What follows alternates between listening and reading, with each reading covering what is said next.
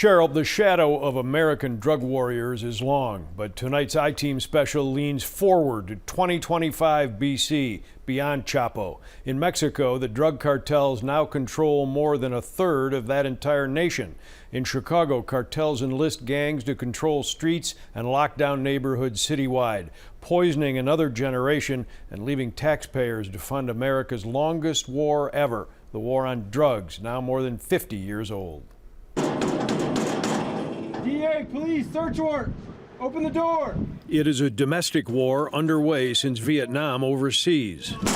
Stakes higher at home, longer duration, government programs even costlier.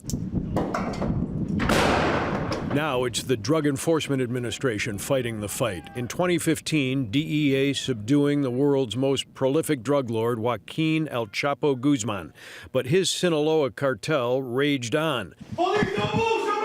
And on the front lines, so did DEA's Special Response Team, in our backyards, running up against drug dealers with shoulder-launched rockets and cartel operatives with full basement labs. Through the conflicts that we had overseas, a lot of lessons were learned in the military, so we were able to modify that into what we do here. Police department search warrant! The I-Team embedded with this SRT squad, drilling on potentially dangerous drug busts, training to deal with high-powered, rapid-fire weapons.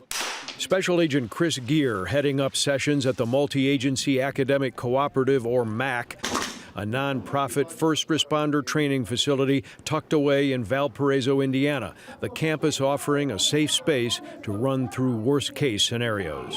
For SRT to get involved, there has to be a threat matrix, so we're only going after the most violent, people with a history of gun use, histories of resisting the police. I'm going to set up here on this SRT is DEA's elite force, this group serving Illinois, Indiana, and Wisconsin.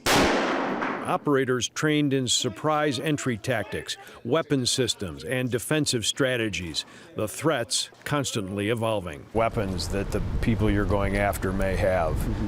That has certainly changed over the last decade, has it not? It's drastically changed.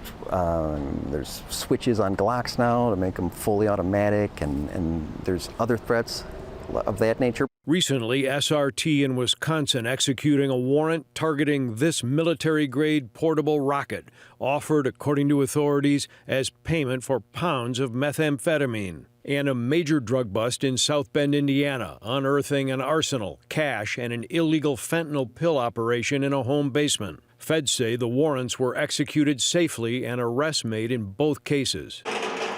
But a major focus of this team is the international illicit drug pipeline. Who's controlling the overseas markets to bring the dope into the States? And then once it's here, how to neutralize that level of player more than your street dealers. These new DEA intelligence reports obtained tonight by the I-Team describe an opioid threat that remains dire and is of grave concern. As the I-Team has reported in recent years, this intel cites a majority of illicit sales by two cartels, Sinaloa and the New Generation, with Chicago a mega hub for both, peddling Mexican fentanyl, heroin, methamphetamine, and cocaine. In some ways, you could say it's sort of a game of cat and mouse. And, the drug markets have changed dramatically. The drugs that people are consuming have changed dramatically. While law enforcement has been after that, it's also been very difficult to keep a handle on it because these are illicit economies and people are doing things in ways that are not easy to detect.